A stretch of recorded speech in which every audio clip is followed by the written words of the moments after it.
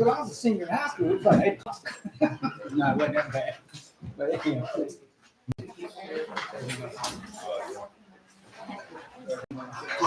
we could not have our hair over our ears, our ears until we got in high school. Kept the buzz. That's why I don't bother me now. Doctor, get ready for it. Not yet. Speaking into existence, our next. I said the same thing. I'm gonna tell you like I tell my sister. My sister. And he goes like that, I'm telling you. Last week about this, and I tell you what, I'm messing with them this year. And I ain't messing with you. You'll make it. Let's call the meeting to order. Candace, you show that the president, quorum is president. Pledge allegiance. Pledge allegiance To the flag of the United States of America and to the republic for which it stands, one nation, under God, indivisible, with liberty and justice for all.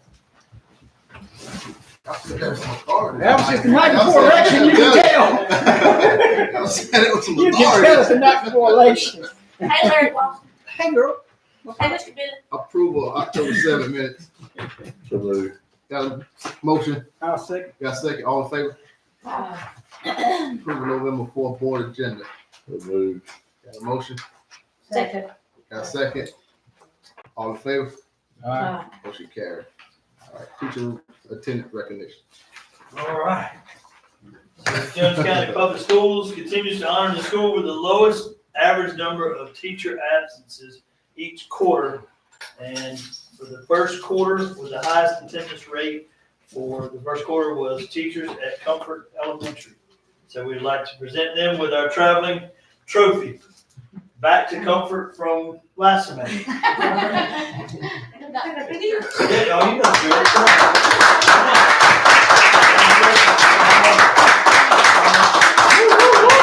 There we go. There we go. All right. Mike, will you bring the picture? There you go. That's right. I'm ready. That's much better, thank you. They always put the short ones on the end.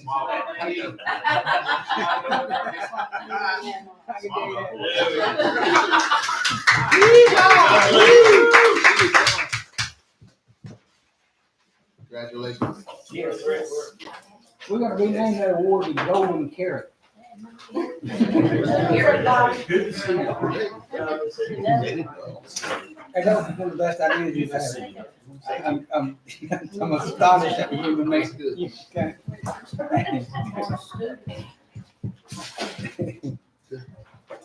CTE presentation.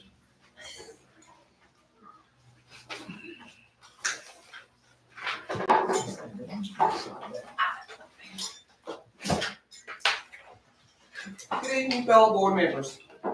And everyone else.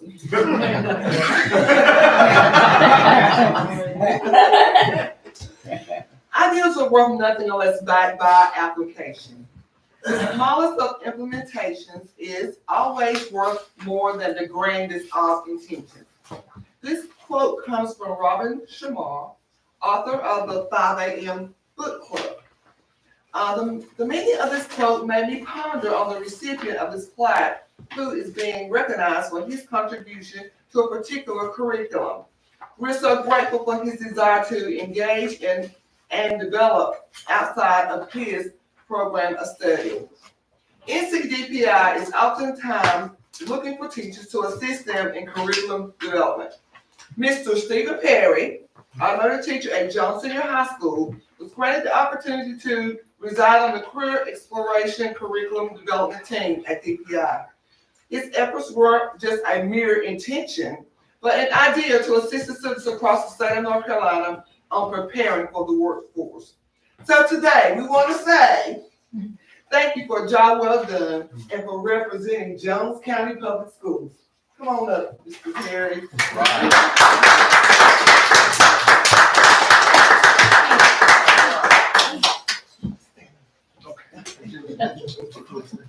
Shimani verse one by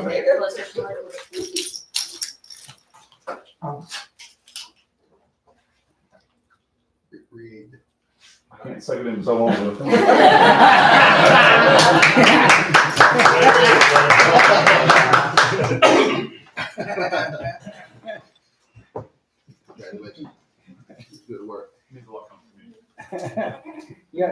material, I said, it's pretty good. All right, discussion item 8, low performance school improvement plan. Maysville. Board members, the state does require us to share and present our low performing school plans with you prior to acting on them in December. At this time, I'm going to have each of our identified schools present their plans with you. They've worked very diligently on these, and they will share with you what they're implementing and the practices that they're using at each of their sites to improve academic performance. We'll begin with Maysville Elementary.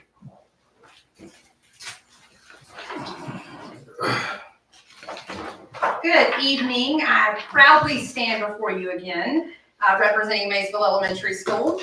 And let me begin by saying that low performing designation is just that, it's a designation. It's not a definition. It is not a definition of who our students are, nor is it a definition of who our students will be. So let me emphasize for you our vision, which is to develop the next generation of leaders at Maysville Elementary School. Our theme this year is back to the basics. That I'm a party planner, and therefore our theme at the beginning of the year, and we carry out for the entire school year, this year was back to the basics. And that has driven a focused return to the foundational skills, literacy, math, critical thinking skills. Our back to the basics theme has taken us back to that point. So I'm going to sum it up in 5 words. Implementing data-driven instruction without fail. You have been provided, if I understand correctly, a copy of the interventions in which we have in place this year at Maysville. They are related to the low performing status. They are strong instructional, basic foundational skills, I believe. It's not an extensive, it's not an exhaustive list. We are certainly open to solutions and suggestions. So if someone has some and are willing to share, please join me at 814 6th Street and we'll discuss those. I am open to any suggestions. But quickly to look at that sheet, I believe you do have, it's pretty straightforward. I tried to define it as best I could, each one of those practices. I think it's also important to note that we have added one more additional intervention since I shared this document with the district office, and that is the K-5, kindergarten through 5th grade, school-wide remediation time. So every morning, every student in our building is being touched by an adult. Academically.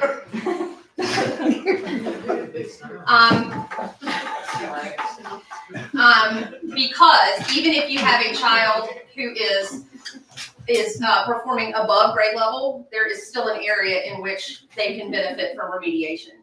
So we started that this week after having our first 9 weeks of data and information. We were already doing remediation. We looked at it this past week or last week and met with our early literacy specialist and created remediation groups so that every adult in the building has a group of students that they're working with. I'm a backup. I wanted to be in a group myself, but it was not, it was brought to my attention that I probably shouldn't be with getting pulled in different directions, sometimes unexpectedly. So I'm a backup plan, which we did have a teacher out today, and therefore it was great. I was backup plan. So do you have any questions about any of these interventions? Do I need to go over them specifically? Or okay. Any interventions that are listed on this document here for me? Most excitedly, I can share this with you is the intentional conversations. Since the very first week of school, every Friday, I meet with every staff member on the campus and we talk about their goals. What's your goal for next week? How are you going to reach that goal? How can I support that goal? And we talk about individual students every Friday. So it's exhaustive. I will tell you that because you are running nonstop and it's mentally exhaustive for me, but it's good, rich conversation. So we have our thumb on the pulse and we are striving to be the best. Sorry, Joseph. In Jones County. I welcome competition. Do you have any questions for me? Any questions about the interventions in place? Yeah. Yes, sir. I'm the simplest I have to be. I got the IQ of a good retriever. Okay. But to hear you say going back to the fundamentals and going back to the basics, that's refreshing. Because the cornerstones and the building blocks are, and then you can always add. But it's nice to hear you say that you go back to your base and take another swing. Thank you. I commend you and your staff because being a former teacher, that is a lot of commitment and dedication. I have good staff, I have good students. So I'm blessed from that respect, and they're all on board. When we say back up and punt, we back up and punt, we keep right on moving. So I'm very proud to be a part of. That's why I said first thing, I'm proud to stand up here and be a representative, so. I'm jumping on Miss B all the time, but look, I'm adding, I'm gonna, coattail on what she's saying. There's a whole lot of stuff that, and every one of us in this room know, that there's, when you work here, I'm not belittling where we live at, but economically, and I think our single parent rate is above 60%. There's a whole lot beyond teaching. There's a whole lot that first hour of the day that's just, I mean, you know, I've seen it. I haven't seen it every day like y'all have, but yeah, like Ms. B all said, we commend you. There's a lot more than just, hey, y'all, come on into class and bang, you're done. Thank you. Thank you. We appreciate you. Is there anything we can do to help you as individual board members? 814 6th Street, come on down. I'll train you on how to work with kids. We need boots in the sand, hands in the work. Some of those remediation groups, just to be honest with you, some of those remediation groups have upwards of 20 kids. That's not remediation. That's a classroom. So we're having to look at getting creative with separating those groups because that's still 20 kids that need that same concept, but one person can't handle it. So if we get people in the building, I'll put you to work. Thank you. Yes, ma'am. Thank you. If I may share, Mr. Marquis shared at the principal meeting last week.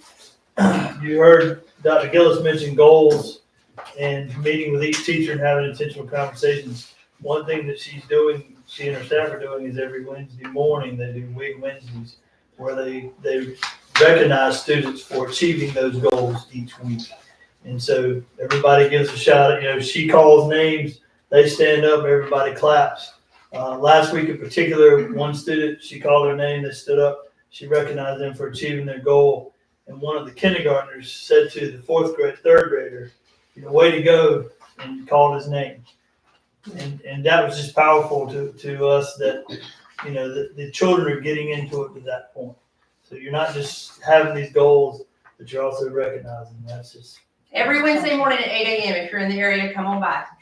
If you overwhelmingly reward good behavior, they start get where they kind of like that. You know, quickly. You reward good behavior. You don't just beat them when they're bad. You gotta, you know, appreciate it. Trenton Elementary. Good afternoon, Joseph? board members, superintendent, associate superintendent, everybody is here tonight. I echo some of the same things that Donna has already said, but I will tell you this, just like she did, I don't work in a local. Excuse me, man, sorry, Donna was down there for a different reason. I've been called worse. I don't work at a low performing school. I don't have a low performing staff, and I certainly don't serve low performing children. So yes, this is a mark.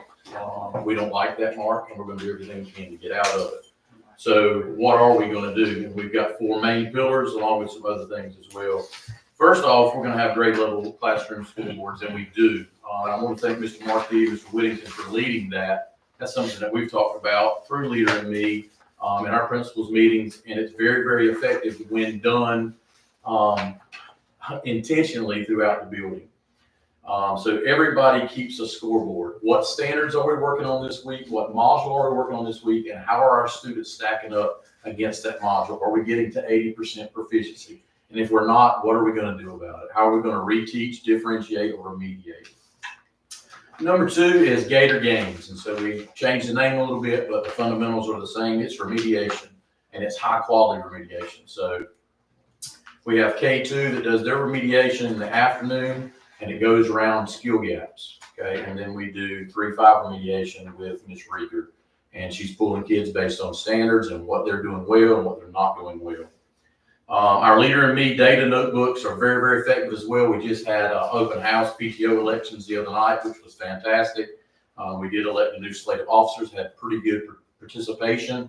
I would always like to see more, but we did have a good turnout, and parents were able to go around and look at report cards and their child was able to tell them what they had done in their data notebook. I successfully did this, or I've got more work to do here, and it's listed, and the child can explain it, and that's important. Again, Mr. Marquis, Mr. Whittington have led that effort, and that's student accountability and ownership. And then last, attendance profiles and incentives, and if you look at the handout that I gave you, we are tracking attendance on a daily basis. The goal for us is 95% on a daily basis. That is one of our school goals, school improvement goals. We did not quite get there in September, but we had 2 weeks in October where we were at least 95, 96% attendance. We had 1 day of 99% attendance. So we are moving in the right direction. We are rewarding what we want to see in our schools, and kids are aware of it. We had a kid the other day, I'm not saying that they should or shouldn't have gone home. I wasn't with the nurse, but she told the nurse, she said, I feel a little bad, but I also have 2 absences. And if I get 3, I don't go to the attendance party. I would like to stay for the rest of the day. And they ended up staying the rest of the day. They weren't running fever, they weren't contagious parents. They just maybe had a tummy ache and made it through the day just fine. So they are aware. Today we passed out the attendance award, which goes to the grade level that has the best attendance for the month, and they get the gator for the month, and 3rd grade was our attendance winner. So recognizing what we want to see is paying huge dividends. Does anybody have any questions? Same comment goes for your staff. I serve a great team of teachers, and I'm super excited to have parents getting on board with us, because if we work together, you'll not see me for this meeting again. We can do it. Thank you. Thank you, Judge.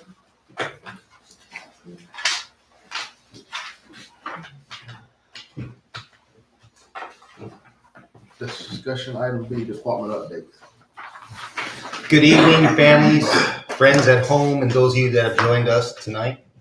I am going to focus on a couple of department updates. Board members, I have shared those with you. And there's an extensive list our people worked with very, very hard. We focus significantly on student ownership and accountability for the last 3 or 4 months, and not only at our school sites, but with our admin. I want to thank Ms. Susan Brown and Janelle Enstrom, because we have a tool now for student-centered data presentations. Instead of focusing on how the school's doing, we need to be focused on how every kid in the building is doing. And that has taken a lot of work, and it has been completed. Our principals are receptive to that, because every kid can grow, every kid can learn, and every kid can be challenged. We need to hold them accountable before we can hold the school building accountable. With that being said, board members, principals will be sharing in the middle of November their student-centered data presentations, and I will share those with you. CTE has had a very busy October. Our students have had multiple opportunities to travel in the state and out of state, which has been a gift for many of them. I would like to thank Mrs. Lee, Mr. Sutton, and most importantly, our CTE teachers and staff. The opportunities that they promote learning outside of our classroom are a true blessing to our kids and our county. So when you see a CTE teacher, I do ask that you give them a side hug or a handshake, and just let them know how important they are to many of our kids in their lives.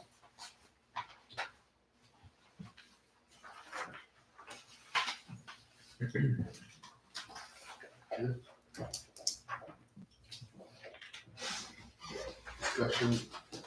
Any question on the department update? No, thank you. Mr. Griffin? No. Ms. Fiel? No. Ms. Blair? Superintendent update and comments.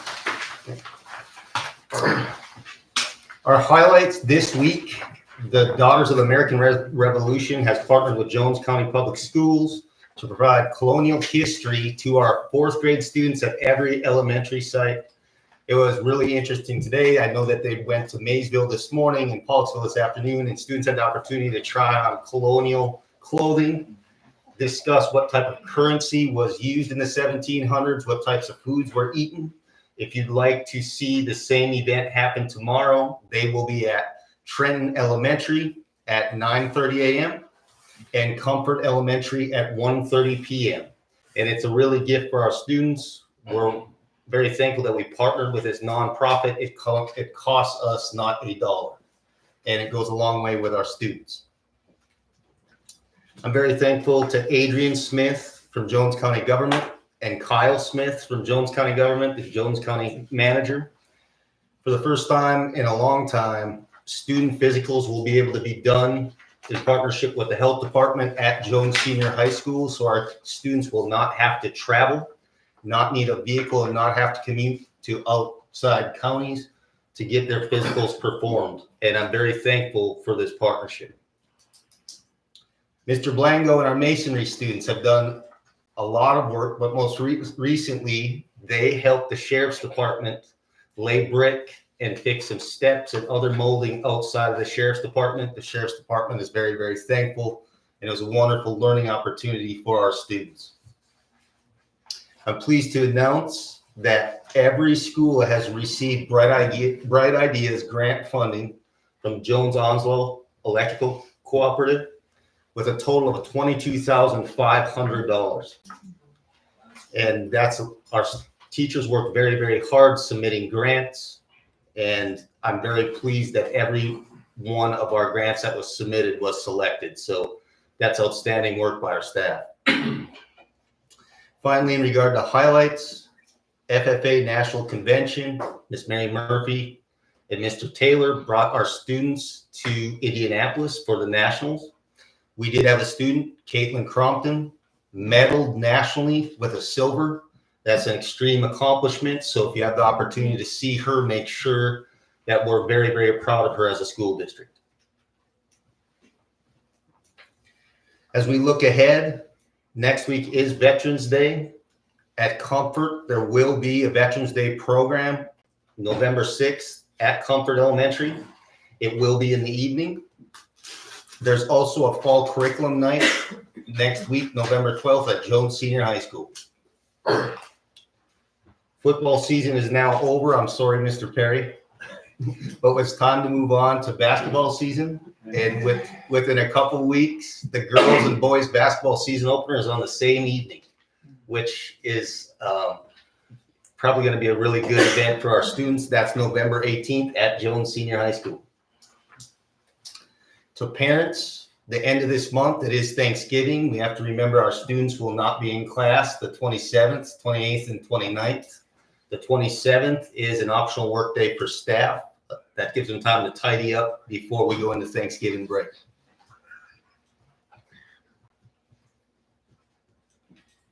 Mr. Markey, as far as Veterans Night, you know the time on that? Which one? The top one, you know what time it is, huh? 6? That's at 6 p.m. 6 p.m.? Mhm. Okay.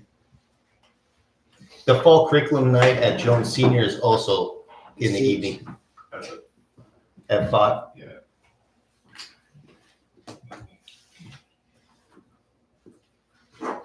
Good, Mr. Lawson. I want everybody to take note that I actually saw the board this time. I didn't have to ask Bryce. Thank you, Mr. Wilson. Yes, sir, thank you. Mr. Griffin, any questions? No.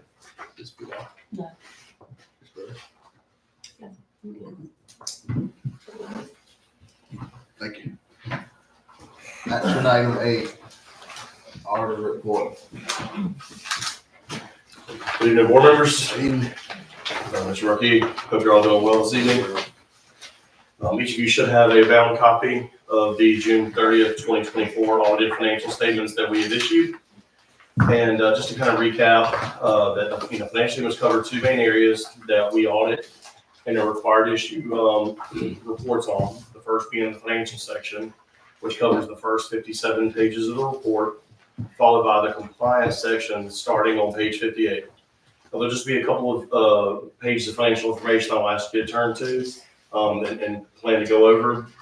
I did want to start, there's no need to turn there, but I did want to start by mentioning on pages 1 through 3 of the report is the audit opinion letter that we issued on the financial section of the audit.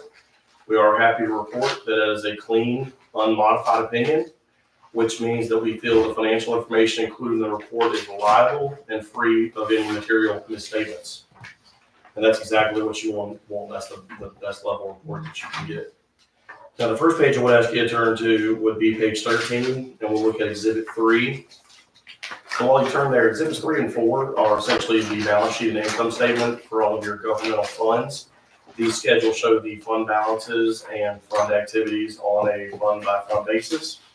On the first column on page 13, the next to last number at the bottom of the page, you'll see that the general fund balance as of June 30th, 2024 is $936,116. That is an increase of about $77,000 over the amount reported in the prior year. Across the state this year, we have seen districts spend down their fund balances last year. So it is good to see that y'all, that y'all added a fund balance, and y'all done a great job maintaining as well.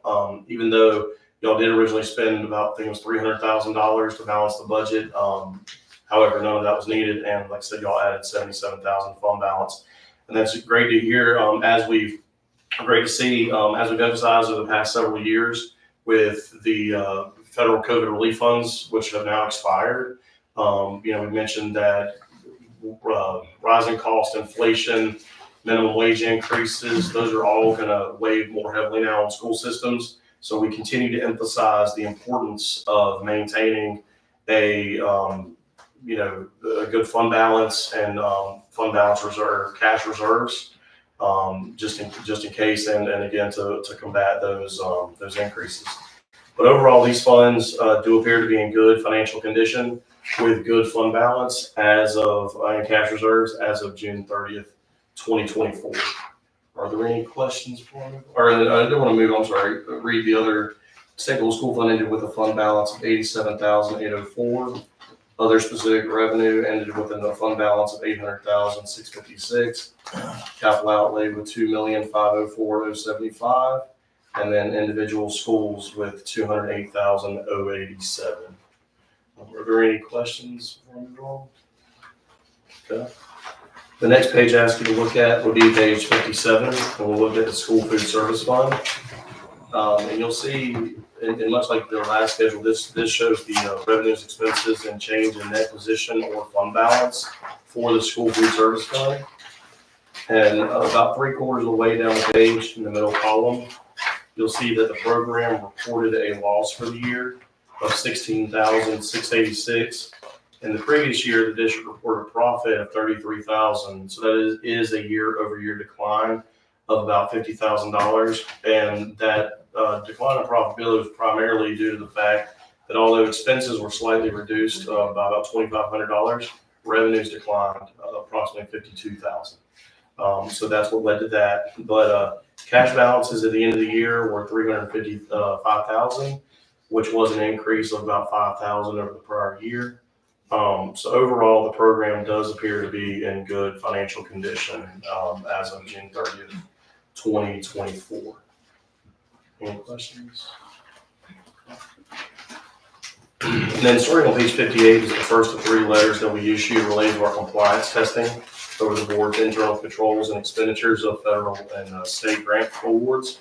And we're required each year to perform an extensive amount of compliance audits over the state and federal grants received by the district. We test a lot of payroll, general disbursement transactions, as well as other grant-specific requirements.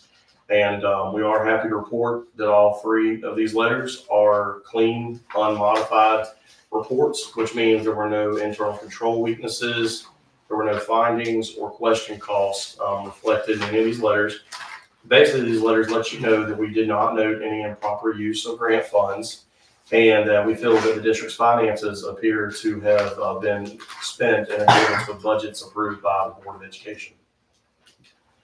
We did issue a separate 1-page letter that should be with y'all's packet. It's just a letter to management regarding a matter in which there was an opportunity for the board to strengthen internal controls and operating efficiency. I didn't plan on going over that letter in detail unless there were any specific questions about it. Then also you'll see you should have a separate 3-page letter that details the specific audit items we're required to communicate to the board about. That letter basically just adds boilerplate language. It discusses there were no difficulties or disagreements encountered when dealing with management during the audit. There were no uncorrected misstatements noted, and there were no other reportable issues noted during the audit. So, overall, we felt the audit went very smoothly this year, and the board does appear to be in sound financial condition as of year end. Financially, the district appears to be very well managed, and the finances are very transparent. We appreciate Ms. Raby and her staff. They do an outstanding job of maintaining accurate books and records and ensuring that they're working to maximize state and federal grants available to the district. And we really do appreciate all of their hard work in helping to complete the audit. As I mentioned, we do a lot of testing, and even though we hit different departments, pretty much 99% falls on finance to get that together for us and to get that to us and answer questions. So we don't necessarily it doesn't go as easily as it did here at all districts. So we do appreciate that. Does anybody have any questions for me before we wrap up? Yes, sir. Mr. Griffin? Do you find other districts having misuse of grant funds when you're doing? It's not uncommon to have findings, question calls, especially, matter of fact, one of my partners we were talking about this recently, someone had asked him what percentage, and he kind of realized that we've had probably, it used to be a low percentage, but it's getting up, I'd probably say, don't necessarily quote me on that, probably over half of our districts. Are we seeing, or about half? Do we see there be issues with, whether expenses weren't expended properly, or there's some requirements they're not in compliance with? So we are seeing a fair amount of that. All right, thank you. Mr. Well, we appreciate you all allowing us to perform your audit this year, and we do look forward to working with you all again next year. I guess my only question, Ms. Raby, could, do we have something in place to fix that? We are working with the directors, and that was something that was noted even last year. I think we've done better this year, but there's still some things that we still have to work with the directors on doing that. Right. And also that is a pretty common comment we do see, but obviously something we do want to point out. So. Okay. Thank you. Thank you. Thank you, sir. Budget amendment number 3. Oh, yeah. Your motions. So moved. Just put all the board. I second that. Go ahead, Mr. Young. Y'all second, all in favor? Aye. Any opposed? Budget amendment number 3.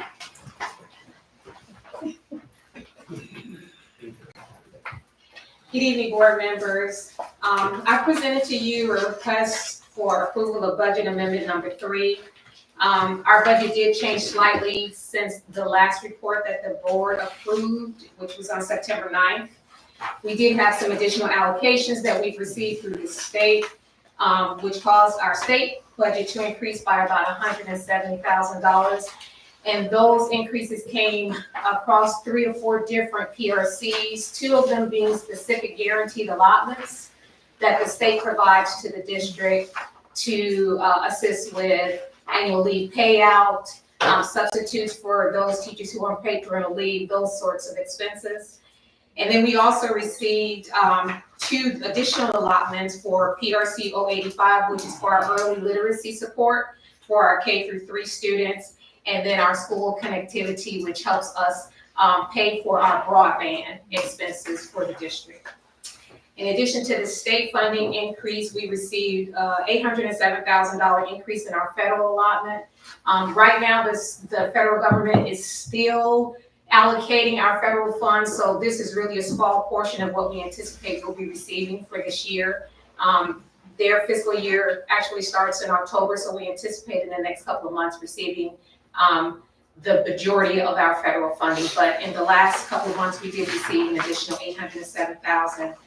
Title II, Title IV funds, and some of our EC program funding. Additionally, we received $772,000, a change in our local capital outlay funding, and this increase reflects additional funding received to support the high school's FFA program, or part of it.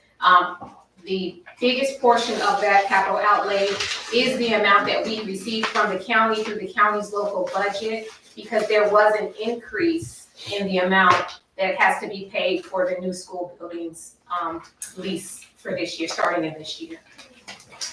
And then on our Fund 8, we did receive an additional $26,000 for additional BAIT grant funding and another grant that the high school received for NC Education Corps grant.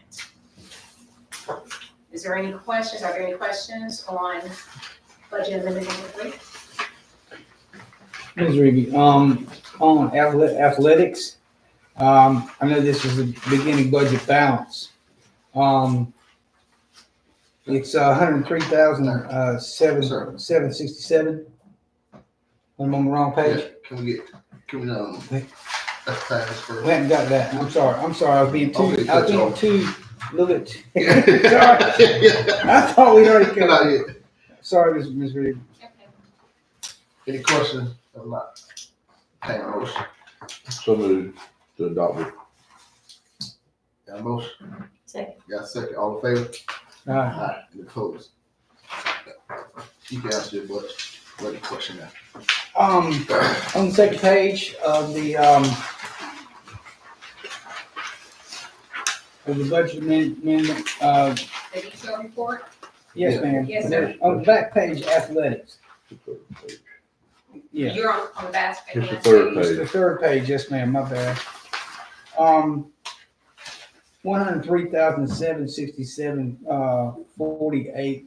Is that what's allotted for our annual athletic budget? That's not what that is it? That is, right now, there will be a change in that on the next meeting, but our athletic program operates off of 3 separate budgets. It operates out of our Fund 2 local budget. It operates out of a Fund 8, which is what you're looking at right there. Is that state? No, sir, this is all local or I got you. school funds. They also have their own school funds that they use to support the athletic program. So it's still the same one you were just talking about, good. Yes, sir. So, but what you see there, that is the amount that was allotted through our Fund 8 local funds. And then there's a separate allotment in Fund 2, and then they have their own school funds in Fund 6 that they allot athletic funding. Fund 6 is, gate receipts and Pretty much it. pretty much. Gate receipts. What comes out of that fund? Fund 8 covers our officials, officials and some supplies. And mostly in Fund 8 is going to be the coach supplements. So we heard the figure, I think we've reduced our athletic budget in the last few years, understandably, because we've reduced almost everything. But when we hear the figure, I think it was 15,000, That was the school budget. huh? The school budget. Athletics. Weren't we talking about It's actually 15,000? local, that it was reduced, yes, sir. Okay, So if I could give a general snapshot. In any given year, we probably spend approximately $230,000 on school athletics. That's a combination of our local funds and the school funds. So if I had to estimate, the school funds probably contributes approximately $50,000. And then the rest is funded through our local funding. So coming into this year, we did reduce the amount for supplies for athletic programs out of the local funding in an effort to stay within budget with our local funding that we received this year. Since then, we've received the information we asked for from athletic, and Mr. Whittington and I reviewed their request. And now in the next month, they will be receiving the additional funding back into the athletic program. all right, Now that we have strong support regarding what it is they were specifically attempting to do. I got you. Does that Yes, ma'am. answer you? Yes, ma'am. Good. Yep, thank you. Any other questions?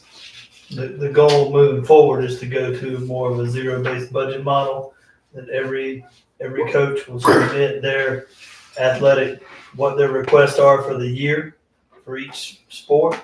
And then we will know how to budget going forward, because at the beginning, over the summer, they will have said, this is what I need to compete. And these are things that would be nice to have if there's extra money. And so we'll have an itemized budget and we can go ahead and prepare, so we won't have to do this on the back end going forward. I think Mr. Watson was questioning that, 15,000, but he see 100,000 out here, but that 15 was only for the school to use for. Supplies. For supplies. So that wasn't the whole athletic budget. No. You're not paying referees out of $15,000. No, that's already gone if that's the case. Gotcha, exactly. Thank you. Thank you for the breakdown, I appreciate it. Mr. Maybe just one question. When the certain sports, such as the certain CTE programs, and they have their funding, their fundraisers.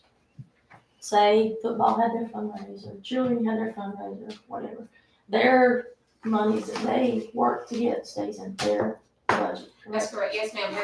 As far as I can see, every sport has its own budget. And so when we receive receipts and we're told that therefore that specific reason, that's where those funds go. And all of those funds now are under the direction of Ms. Parker, that director. Okay. Ms. Reedy, may I? Yes. Not picking on any certain sport, but we all know that certain sports cost more.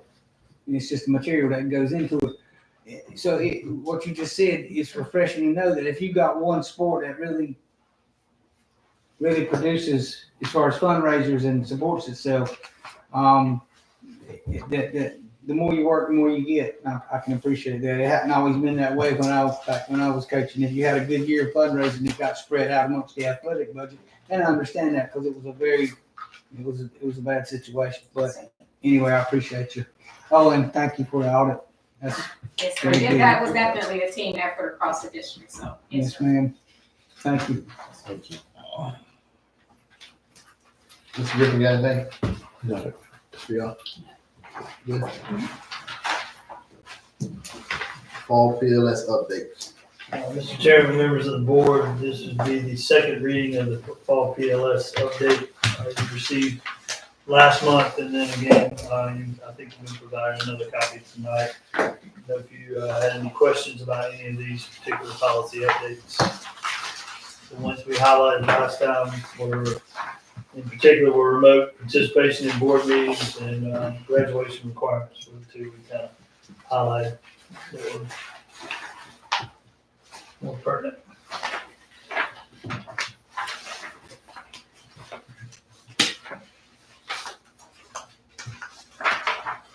I have one question.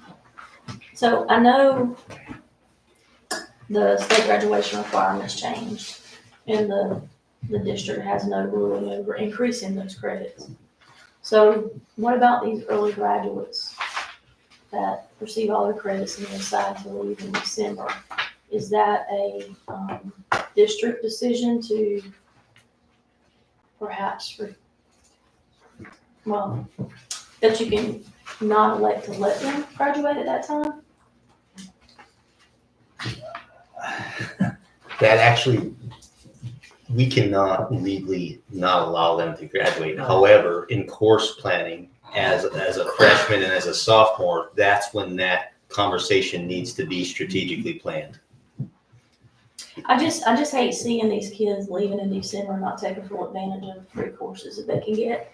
And also that does affect our sports as well if they decide to leave in December, versus staying for the spring sports as well. There's a lot of, it's significant impact in different places. It's gonna kill us financially if we have a lot of early graduates. For the ADM, gonna go But way down. it's like Mr. Marquis said, you can't make them stay. We can strongly encourage, and then you start as a freshman planning, even as an eighth grader, planning what the next 4 years is gonna look like. How many college courses can you take for free, et cetera. So it's those conversations that start early versus waiting and letting them get to the end of their junior year and go, well, I got my credits, I'm out of here. We want them to stay the fourth year, but we can't make them. You see all these athletes now reclassifying and dropping down one or two grades at a time now. 1 or 2 years. We might not can make them, but perhaps we can entice them. I told my children in I my think you're school, doing a good job. get all you can get all the credits you can get before you leave. I just know this is something we're seeing across the board with other clients and districts as they navigate this. And I think one hurdle people are seeing are visiting student status. Like you said, if you drop down below a certain number of credits, you could be classified as a visiting student as opposed to a full-time student.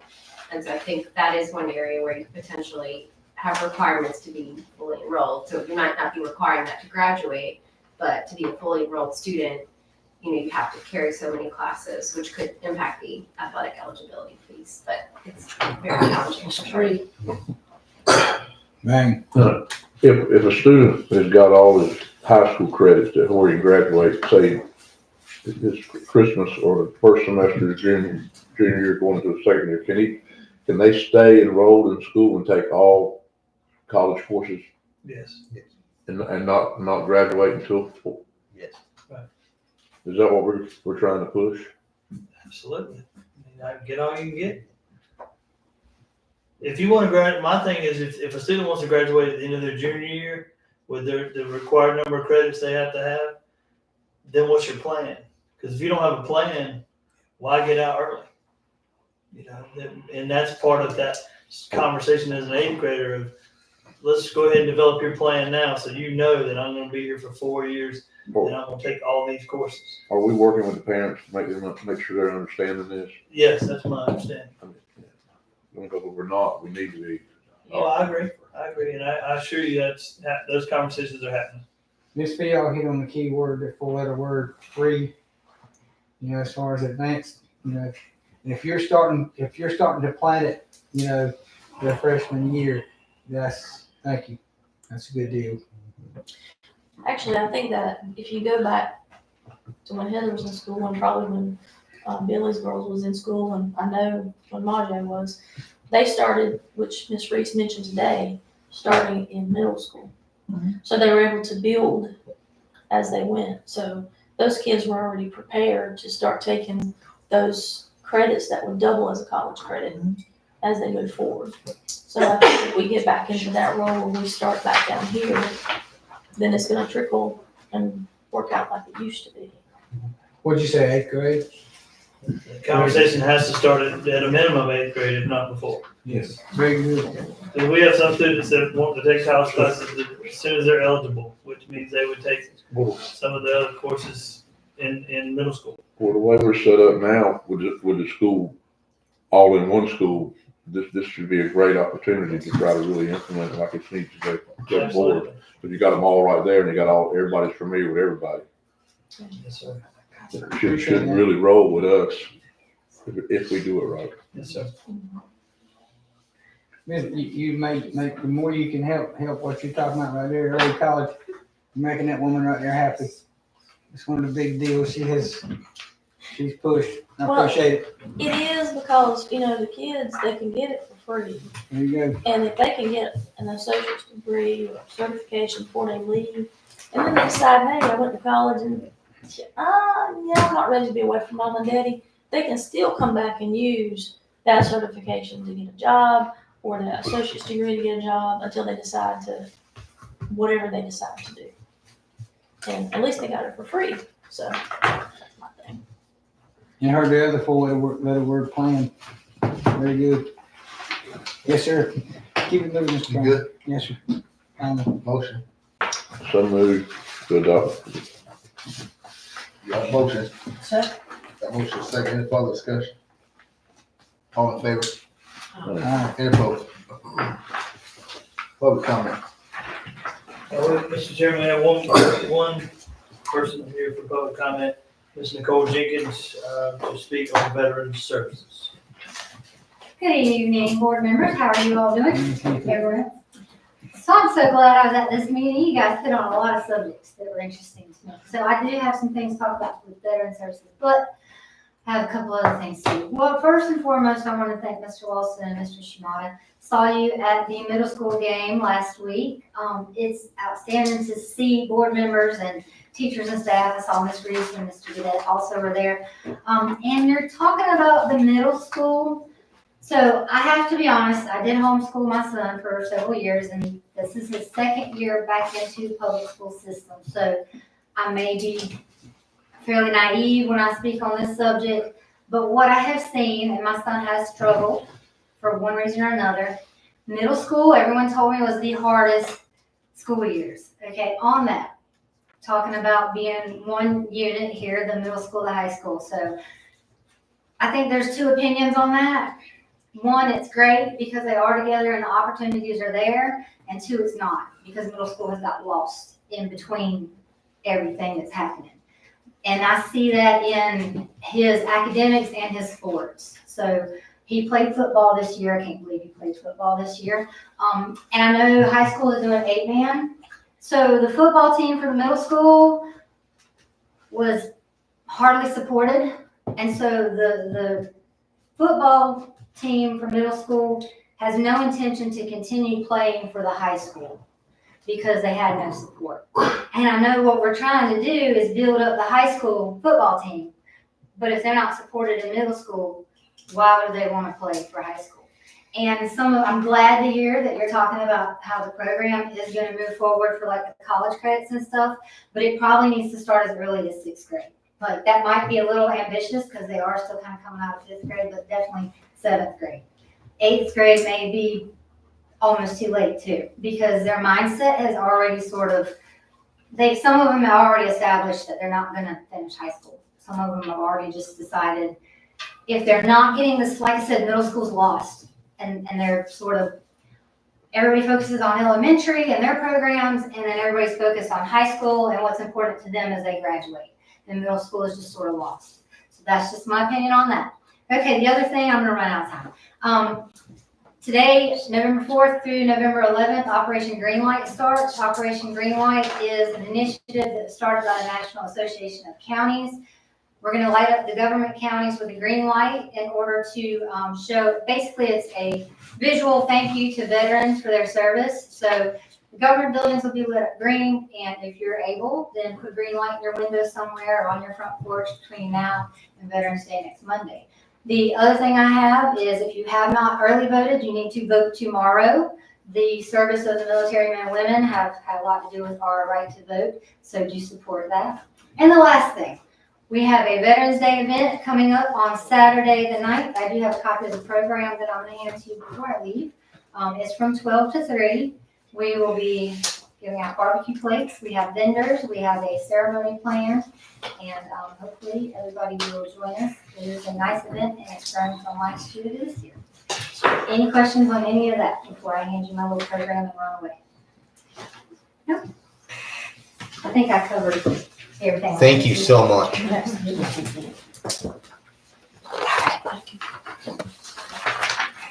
I appreciate it. Thank you. I enjoyed your child this year. I wasn't learning much, but I enjoyed it. He is a hot mess, but He's got a lot of potential. he's a big kid. Yeah, he is. Anybody else like one who wants to? Thank you, Miss Nikki. Yeah, I'll hand you all my last two. Y'all have a good night. Thank you. Thank you, ma'am. Miss Jenkins, one thing, Yes, ma'am. if you happen to see those middle school football players that I'm are trying to convince them. moving on to the, I school told next them year? all that we can't do it without them. well, not only that, but they need to talk to that man I told them. because that man there I can told them. recruit them. I told them. I said, high He's doing school, great things. high school football, there's a lot going on there, and different worlds in middle school football, and that they just need to stay with it and keep learning each year. And but they're just, you know, Full confidence that he will. the support Change their and mind. seeing the board members, whispers in the stand. We talk about parents and I like giving shout outs. It's important. And it wasn't just me that noticed. There were other parents and family members that noticed, and it speaks volumes. Not just to the kids, but a lot of times to the parents. So it is important to see staff members and board members at those events. I do appreciate it. Y'all have a good night. You too. Appreciate Thank it. you.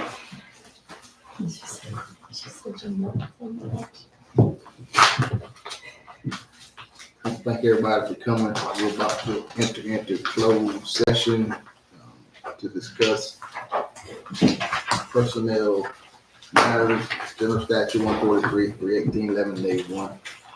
A5, A6. Confident personal information to General Statute 115C through 21. And to preserve client board privilege pursuant to 143.3 and 3. I'll make that motion again. All in favor? Aye, aye, aye. Drug that out. Way to be thorough. Yeah, that's just dirty.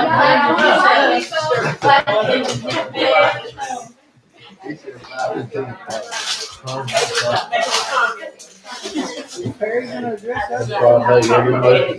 Get out of here. My signature, so.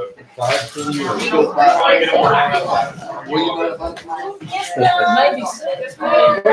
Congratulations again. Congratulations again. Let's see your action board.